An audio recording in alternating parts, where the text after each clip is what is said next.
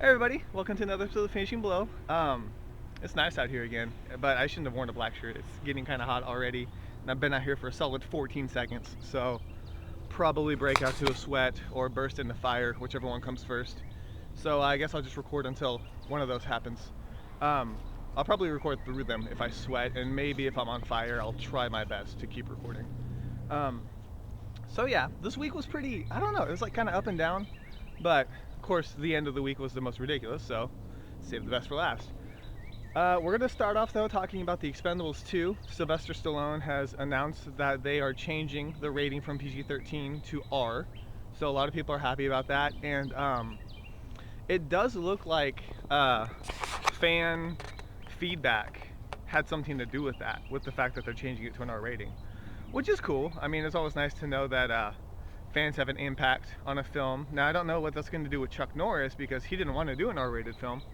But yeah, if you look at Stallone's quote, he said it's going to be R-rated for sure.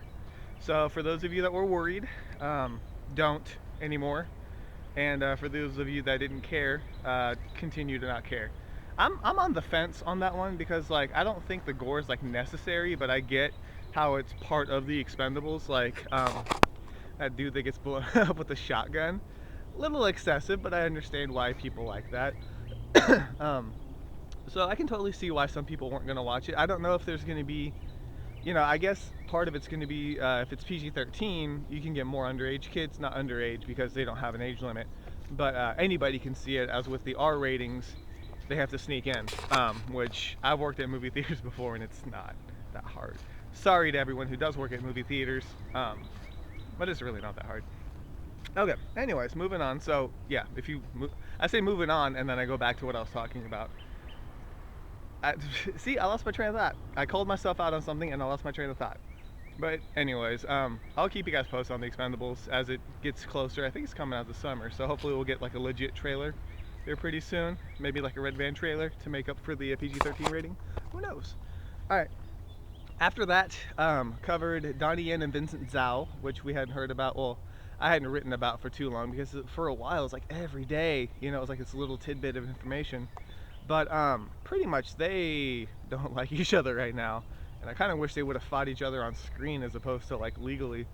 But Vincent Zhao, make a long story short, is saying that like he wasn't given any notice when he was terminated, and that they were doing script changes like without his approval, and it was all Donnie's fault. Like Donnie took his character and made it better, and then took Vincent's character. I just killed a twig with my leg. Not that giant one that was here last week though. That was just like a little baby one, unless it shrank over the course of the week. Anyways, yeah. So Vincent's saying that Donnie is like ordering the director around, and he's the one that's like acting. I wouldn't say like a diva, but that's kind of what he's like alluding to. And that Donnie was doing script changes to make himself look better and take out Vincent's character and this and this. And so he's pretty much saying that he's standing up for himself and saying what other actors won't say about Donnie Yen, regardless of if he gets blacklisted from any movie ever. Which, his courage is admirable. I don't know if what he's doing is the right thing, but I mean, if it's true and he's standing up for it, then kudos to him. Maybe 5 years down the road they'll make a biography of it, but if it's not, then that's not good either. And of course Donnie, on his side, they're not going to take that kind of like slander without retaliating, and so they're saying that they're going to take legal action if Vincent Zhao continues to do that, and that Donnie still does want to work with him. It's just, he's sad that it doesn't work out. Now, I haven't worked with either person. If I had, I could probably afford something better than a little hand cam and walking back and forth in front of my apartment complex. But so it's hard for me to say really who's in the wrong, and I don't think it's going to be one person in particular. Like, I bet it's kind of like a combination of both, and they just took their stories and like blew them up. Now, I don't know what this is going to do for the movie besides get people really interested in it to see if they can find out what happened and how Andy Yon's going to do. So it's kind of weird promotion. I just don't know how it's going to work out, but I'll keep you guys posted when I find some more stuff out. It's just a shame that we don't get to see them fight on screen, and we get to see them bicker back and forth. So anyways, I'll post more when I get it. Okay, so moving on after that, Found some posters for Guns N' Roses, some vintage posters, and a release date. Supposed to be near the end of April, coming out. Still no subbed trailer, which is kind of sad, but hopefully you checked it out. It looks pretty interesting, I think. But yeah, check out the posters and everything. And like, oh, that Guns N' Roses is so hard to find like an actual picture for that movie because of the band.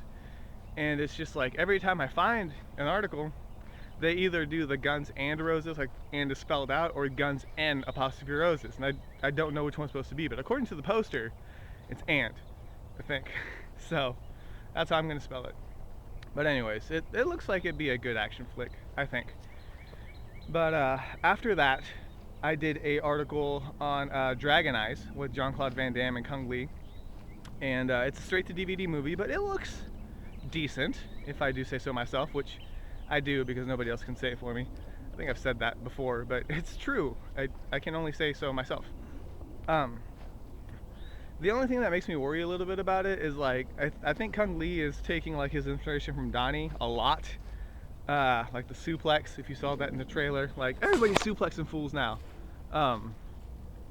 Like it was cool in Flashpoint, but it's one of those things that's cool when you see it once, and then when everybody does it, it's not as cool. But yeah, some people are worried about Jean-Claude Van Damme being a little bit too old to be in a film, which I can get. Assassination Games was not good. Scott Adkins and Jean-Claude Van Damme did not do too good, but this looks better than that, trailer-wise. Sorry, Scott and Jean-Claude Van Damme. I don't know where to cut off his name. Anyways, hey, music. That's how I know I'm in Georgia. What was I talking about? Jean-Claude Van Damme. But yeah, check out the trailer. There's a poster for it, I think, as well. It's coming out pretty soon on straight to DVD. I'm gonna try and get a hold of it, see if I can review it. It's been a while since I've done some American reviews, which I'll get to here in a second as well. But yeah, if you guys still have any suggestions for movies, let me know, and I'll try to get a hold of them. I can't find The Musketeer. I put it on my Blockbuster list, like for rentals, and like it just says long wait, and I don't know why, because it came out like 10 years ago. So I'm rambling about other stuff now. Okay, and then lastly, I did a full article about the raid, and I was gonna do it anyways, but I wanted to call Phil out on it, just cause. But yeah, the raid came out yesterday, and I've heard some things about it, some good things, some bad things. Obviously it's not going to be like as good as the hype at this point because there's so much hype behind it, partly my fault as well, but I think it's going to be good still. The complaints I've heard are valid. I have to wait 2 weeks before I can watch it for myself. If you guys have seen it, feel free to post in the comments what you thought of the movie. If you can, if it's spoilers, be sure to tag it, otherwise I might just have to tag it for you. For the comments. I don't know why, but it makes me like go through and approve each one. So if you guys post a comment and it takes a while, it's probably because I didn't know you posted one yet, so sorry. But yeah, feel free to sound off on it. There's so many things on that article, like that game. I couldn't beat it. I really tried for like 30-45 minutes. I can't beat it. Like apparently my mouse clicking abilities are not as good as I thought they were. But yeah, there's a behind the scenes with Gareth Evans, the 5th one, and I believe the final one, which again is not on his blog. He kind of stopped after like 3 weeks, which kind of sucks because I wanted him to answer my question, and he never did, about whether the raid actually has anything to do with redeeming or redemptionism. But at this point I'll just find out by myself, I guess. What else was on there? A bunch of fight clips, the trailer, how to get Mike Shinoda the soundtrack. Anything raid related I tried to put on there. I figured it'd be much if I put all 5 behind the scenes videos, so I just did like 4 or 5 fight sequences. There's a ton of videos, so if you haven't seen or know anything about the raid, you should definitely check it out. Watch at your own discretion. I don't want you to say that I ruined your experience because you watched too many clips, but I posted a ton of them, so you're welcome, or I'm sorry.